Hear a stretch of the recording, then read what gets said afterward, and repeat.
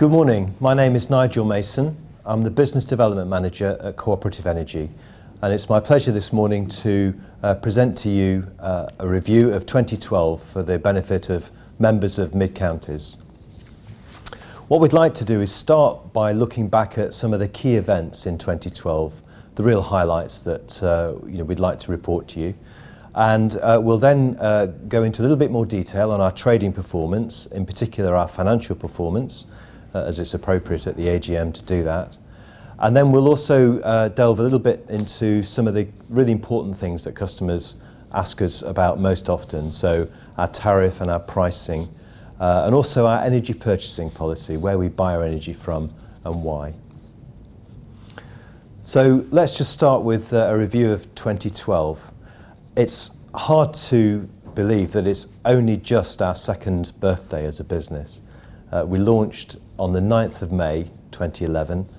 Here we are on the 11th of May 2013. So it's 2 days after our second birthday, which we celebrated this last week. And we're very pleased to report that the growth of customer numbers and the growth in the business generally has been really very strong. We're very pleased to see that momentum building up in the business. So as at the end of April, which is when we drew a line under various figures, we've got 137,000 customers, either on supply, in other words, taking their energy from Co-operative Energy, or in the pipeline to come on supply within a few days. So 137,000 compares with 31,000 this time last year. So a growth of more than 100,000 in the course of 12 months. And that gives you an indication of how busy we've been, but also how well the Co-operative Energy proposition is being received in the marketplace. And that's obviously very encouraging for us. One reason we're seeing that momentum build up is because we've now got a number of different channels opened up for customers to sign up to Co-operative Energy. In the early days, it was just a website and a phone number. And although that was perfectly adequate on day one, we've now in a position where we've got a number of different outlets and channels available so that people can interact with us in whichever way suits them best.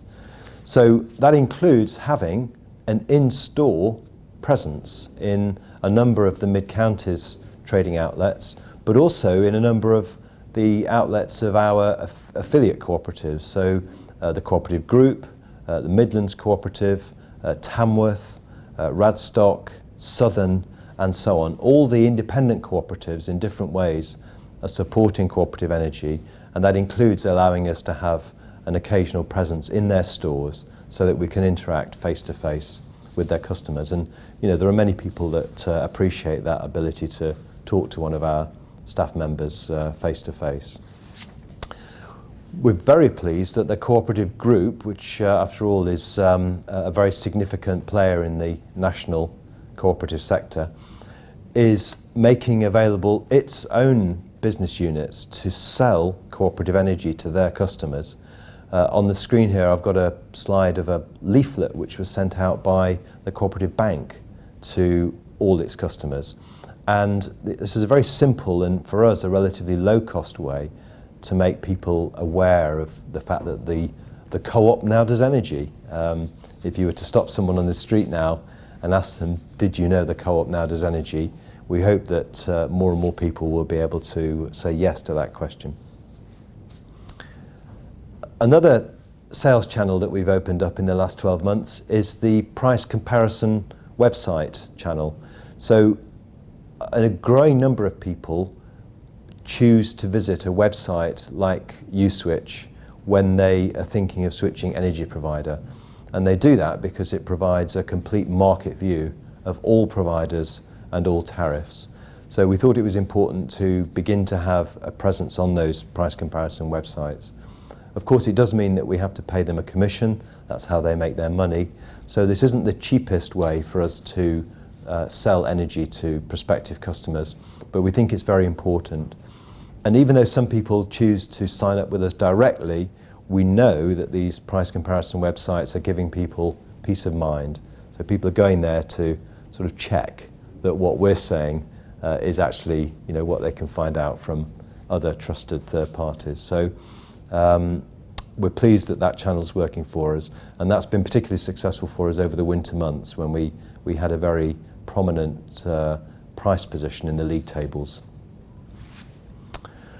We're also working with a number of smaller, perhaps less well-known charities and affiliates who are nevertheless, despite their relatively small size, they're very enthusiastic promoters of cooperative energy to their customers. So on this slide I've highlighted a number of these charities and affiliates, some of whom are very active in promoting renewable energy. So Microgenius and Abundance, for example, are both helping renewable energy promoters raise finance from sympathetic investors who are willing to put some risk capital into local renewable generation projects. And Solar Schools is a national charity which is helping raise funds and finance for schools that want to install solar panels on their roofs. So this is not only a great way to introduce children to the concept of renewable energy, but it's also helping those schools save money on their electricity bill. So I think it's one of those rare win-win projects where everyone is better off as a result. So we're keen to work more with Solar Schools to get cooperative energy into the classroom. We've even gone as far as to advertise on rather enormous billboards, illuminated billboards no less, on the M42, the other side of Birmingham. This was something of an experiment. We had just cut our electricity prices in November. We were very keen for the world to know about that, and we had the opportunity to buy some advertising space at short notice at what we thought was a good price. So frankly, it's very hard for us to tell precisely how many people will have signed up as a result of that, but we were pleased to see our name in lights. It's not something we're going to do very often, but that was a special occasion. Moving on to cooperative energy in the news. Well, one advantage of being a new player and a player which is trying to cause a little bit of a stir in the market is that we find it quite easy for journalists to write about us.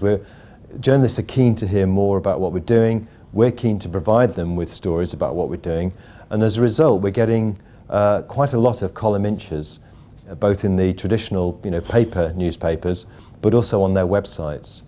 Some of the newspaper websites are now enormous in their readership. Might not be a well-known fact, but the largest website for news in the world, measured by number of visitors, is the Mail Online. Not many people know that, and we're pleased that newspapers from across the political spectrum have reported on cooperative energy's progress. And for us, of course, as well as raising our brand profile, it's effectively free advertising, so long as the news is good, of course. And touch wood, I'm pleased to say that so far we've had largely very positive comment. And I've got some of the headlines, including my favourite from The Sun, Co-op slams Big Six. Typical Sun headline. We estimate that the total advertising value of the press coverage this last year has been £3.5 million. Now, I know that it's perhaps a little bit difficult to equate column inches of news with advertising spend, but there is a tried and tested methodology used by the advertising industry which we've applied to our column inches, and £3.5 million figure was the price tag attached. So that's arguably saved advertising spend. We've also, for the first time, invested more effort and resource in policy lobbying work. So we have been more active in Whitehall and Westminster because energy has been on the policy agenda in Whitehall and Westminster in the last 12 months. The energy bill is going through Parliament. It's presently in the House of Lords. We've also had a lot of discussion in the House of Commons about energy tariffs. The Prime Minister announced in October that he was going to legislate to force all energy suppliers to put their customers directly and automatically onto the cheapest tariff available. And that attracted a lot of interest, not least because it was difficult to work out precisely how that end result was going to be achieved. On the screen you've got a picture there of the Secretary of State for Energy and Climate Change, Ed Davey, who was the keynote speaker at an event we sponsored in December. It was called the Fair Energy Summit. It was also sponsored by some of the other big suppliers. And on this occasion, we were very happy to share the billing with such big, well-known names, because it meant that we could attract speakers from across the kind of spectrum, including Ed Davey, who made a big contribution on the day. More recently, we've launched a social media campaign on Twitter, our first foray into the world of Twitter and tweeting. We wanted to encourage the public to approach Ofgem, the energy regulator, with their own personal views about how energy tariffs could be simplified. So we call this campaign the Big Six KISS, KISS standing for Keep It Super Simple. I think there are other ways of abbreviating KISS, but we chose a polite one. And we're pleased that, again, that's been well picked up by the journalists and the media, and has helped to create a little bit of a buzz about cooperative energy, which is precisely what we want. We want to be a campaigning business. We want to help people feel as though they've got an outlet for their views. And we're very happy to be the conveyor of those views to politicians. I'll put on the next slide just a few of my favourite tweets over the year.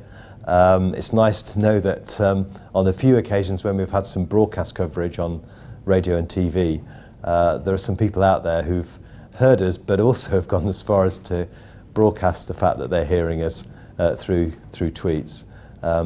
So that's nice to know that someone's listening. So moving on now to look at our financial performance in 2012. I've presented here a very abbreviated profit and loss statement for cooperative energy, and in the full annual report and accounts for Midcounties Cooperative, you'll see a much more detailed breakdown of the whole society's income and costs.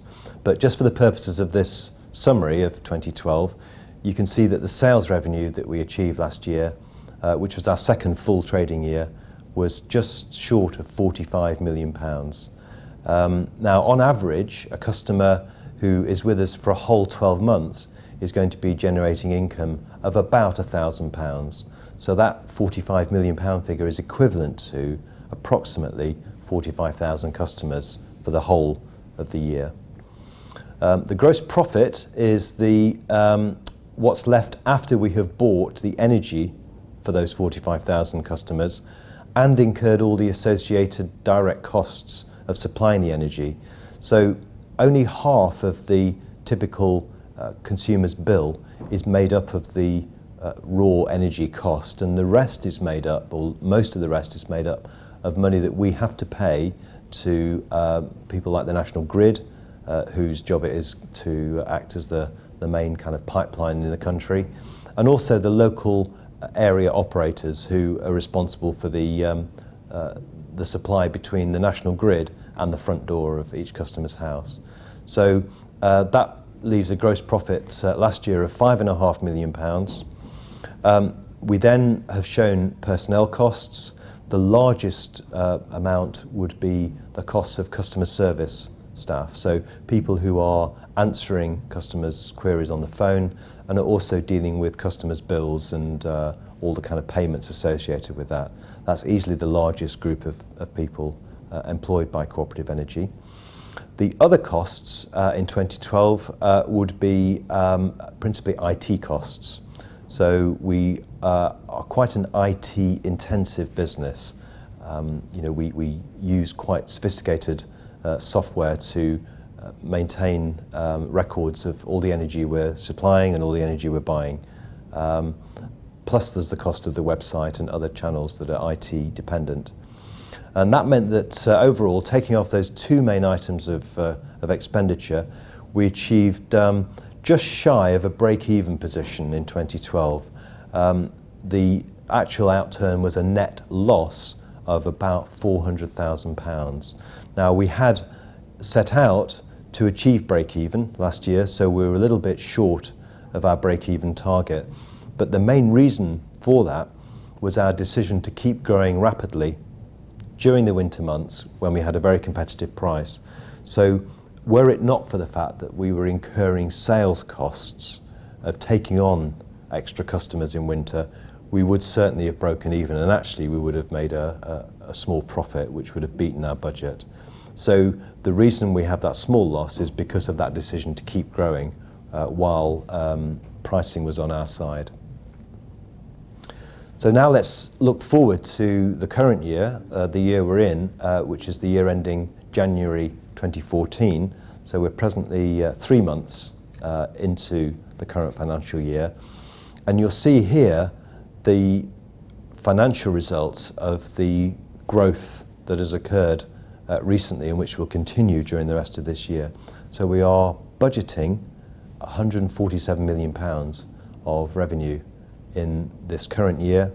We're budgeting a profit after all expenses of just over £6 million.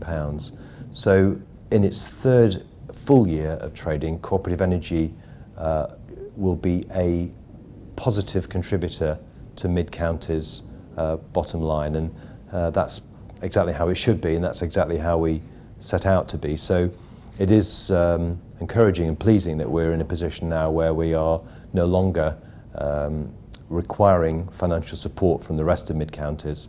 The business is now firmly established. We're making a profit every month, and provided we continue to manage our purchasing very carefully, then we expect to be continuing to make a profit every month for the foreseeable future, if not indefinitely. So I'm now going to go on to address a couple of the themes, sort of general themes that are very prevalent in our business and that crop up frequently in the queries that we get from customers. And the first one is pricing.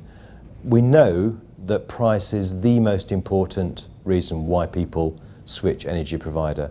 So whatever we're doing in our business, we never lose sight of the fact that we have to keep the price competitive if we're to retain customers and if we're to attract new customers. What's striking is just how linked the price movements of the big 6 energy suppliers have become. And I don't know whether you can see this chart in detail, but I'm sure you can see the general pattern, which is that the big 6 suppliers all move as a pack when it comes to price changes.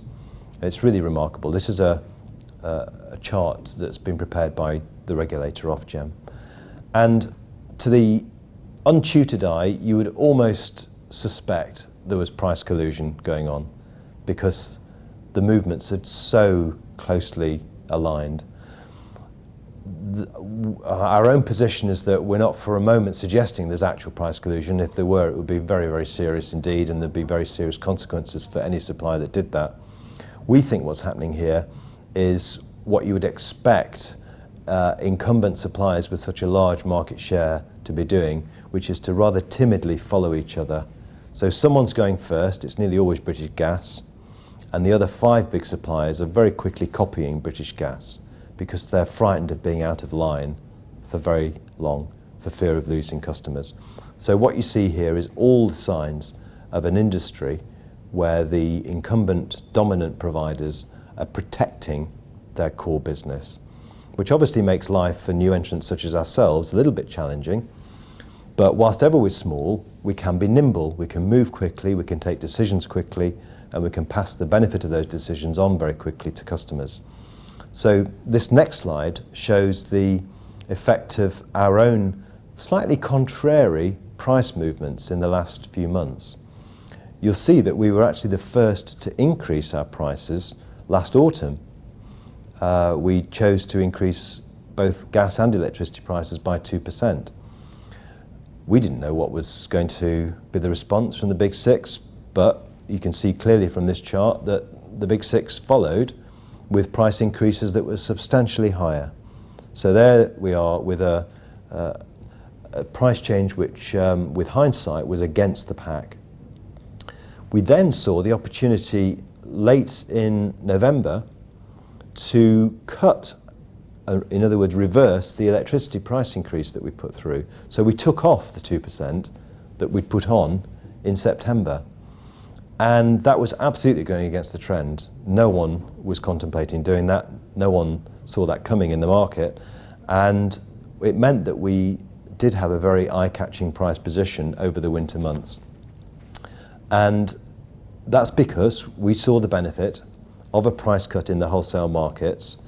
And whereas a normal business, a shareholder-owned business, might use that to make more profit, we, as a customer, as a business owned by our customers, could pass that on quickly in the form of a price cut at a time of year when people need it most. So we were kind of satisfied that was the right thing to do, and I think it's been vindicated in the response that we received both from new customers and existing customers.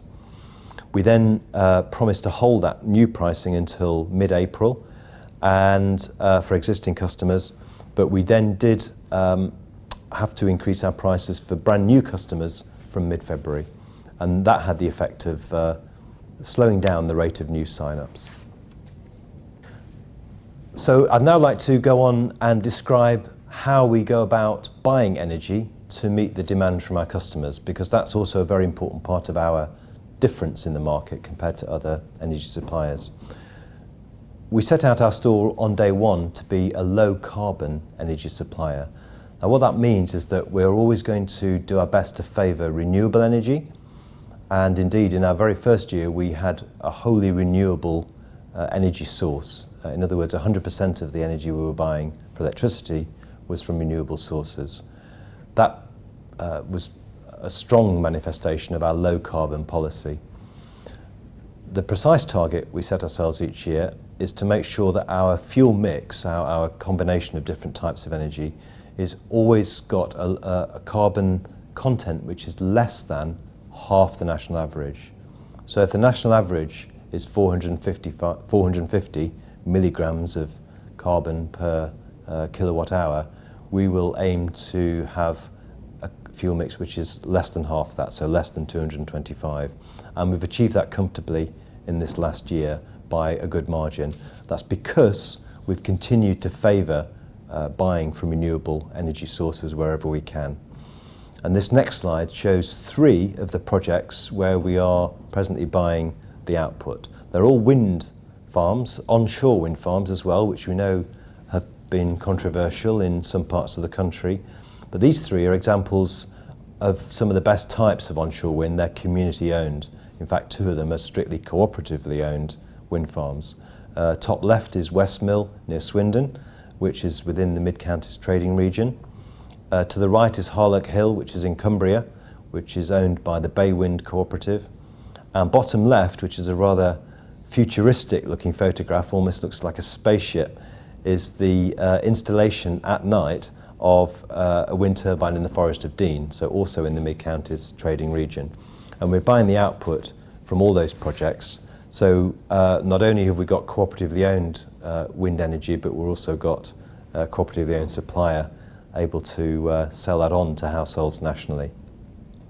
This next chart shows which type of renewable energy we're buying, and you'll see that in 2012, 3/4 of our total renewable energy buying was from wind, with the rest made up of hydro and anaerobic digestion. Now, that's not a very balanced portfolio, because wind is not a wholly predictable energy supply. Obviously, when the wind's not blowing, we're not generating electricity. So we are looking to achieve a more balanced portfolio in 2013, which will include some energy from biomass and also from solar for the first time. Nevertheless, we're pleased with that mix. It's it was the art of the possible in 2012, and it's sufficient to power as much as 10,000 homes on average last year. So good progress was made. And then the balance of the energy that isn't being bought from renewable, we're buying on the wholesale markets. And we'll always be having to buy from the wholesale markets, where it's less easy to trace the actual origin of exactly where the power has been generated, because it's a wholesale contract with a counterparty.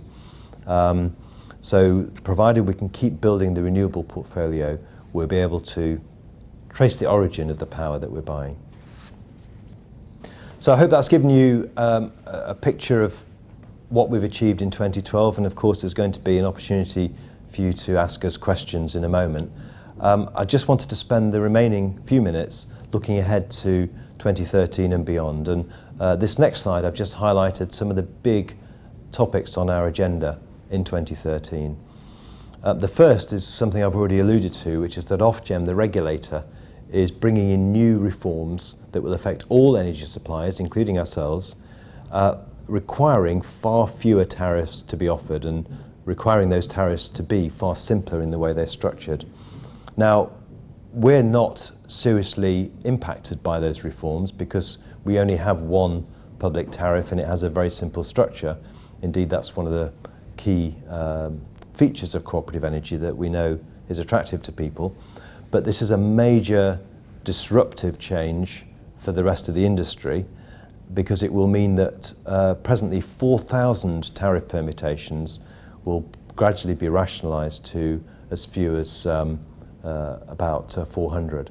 And that's clearly going to help consumers make a simpler, clearer choice between providers. I think we can fly the flag and say that we have been leading some of that change, and I can see evidence of cooperative energy influence on some of those Ofgem reforms. So we can say, I think with conviction, that cooperative energy has taken a leadership role in these changes. The second thing that's on our agenda, and this is something which I think we feel is overdue as we enter our third year, and that is to do more to help our customers save energy. Now, so far, I think it's fair to say that we've done relatively little on that front. The focus has been on getting the business established, making sure we're profitable, making sure that we're not going cap in hand to Midcounties every month for extra money. Now that we're in profit territory, making a positive contribution, we can start to focus on these other service areas that we know consumers want. We don't want just to be selling as much energy as we can. We want to be helping customers buy the right amount of energy to keep their homes comfortable. And if that means a better insulated home, if that means smarter control of the thermostat, if that means new appliances that are going to use less energy, then we'd like to be the people that help our customers achieve that end result, even if it means we're selling less of our main product of energy. So I hope we'll be able to unveil some new developments in the second half of this year, not least because we are now regulated by Ofgem as if we are a big supplier, and we're therefore going to be active in the Green Deal, which is a new scheme that was launched last October, and that's a scheme where households can borrow to invest in energy saving measures at home, quite large scale ones. It might be solid wall insulation, for example, which is quite disruptive and quite costly for many households to contemplate, but it does have a major energy saving benefit. And the Green Deal allows people to do that by borrowing, but not in the traditional way of a mortgage on their home. They do it through a repayment on their utility bill, through their energy bill. And provided that the benefit of the measure exceeds the extra cost of the loan repayment, people are going to be better off. So in theory, it's a very good scheme. It's got off to quite a slow start nationally, and I'm sure the government will do more to promote it, and it's something we do want to support. And then the third thing on our agenda is to help customers be more self-sufficient about their interactions with cooperative energy. Of course, we always want to make ourselves available for a phone call or an email, but the more people feel able to answer their own queries by using our website, the better. So we want to improve the self-service experience. And that will include more work on the website and more use of smartphone apps to help people with their energy needs. So that concludes our part of the presentation where we're presenting to you. We've now got plenty of time for you to ask questions of us. And just to try and keep things tidy, we've proposed 4 topic headings.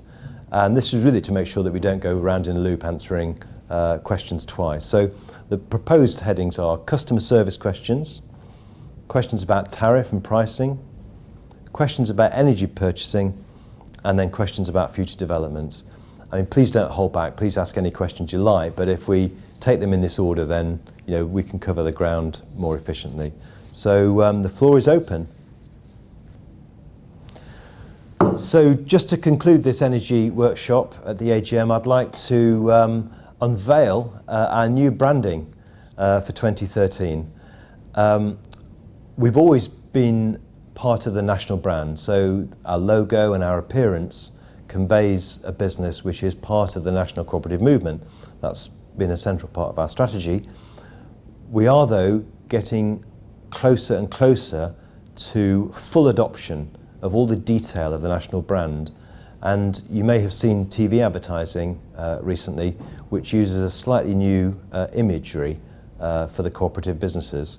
And we're adopting that new imagery, and as a result it means that we are now entirely seen as part of the cooperative family. And on this slide I've just got a few examples of the new advertising. You'll see there's a square feature which will appear on all our imagery, and we're also adopting the slogan "Here for you for life." We like that slogan very much. We think it fits energy perfectly, and we can use it in different ways in our advertising messages, as you can see on this slide here. And I've got some further examples on the next slide which show how versatile that expression is. Here for you for life can mean lots of different things to different people. So we'll be unveiling that in the summer, just as soon as our existing campaigns have run off. And we're even able to translate our original customer pledges, which were written in our own hopefully accessible language, into language which is very close to the language of the national brand. So we're calling our pledges now a lifetime promise, and we're here to offer you consistently good prices. We're here to keep things simple. We're here to give outstanding customer service. We're here to be open, honest and transparent. We're here to ensure our energy is low carbon, and we're here to share our profits with our members, which is the central feature of a cooperative business. So I hope this new identity is going to further project cooperative energy into homes across the country, and I'm confident that this is a journey that we're only at the beginning of. We're going to be a very big part of the national scene as an energy supplier. I hope we're going to have a big influence on the way the industry performs, the way it treats people, and I think we can expect to see energy being one of the main pillars of the cooperative economy in the years ahead. So thank you very much for your time, and we look forward to seeing you this time next year, if not sooner.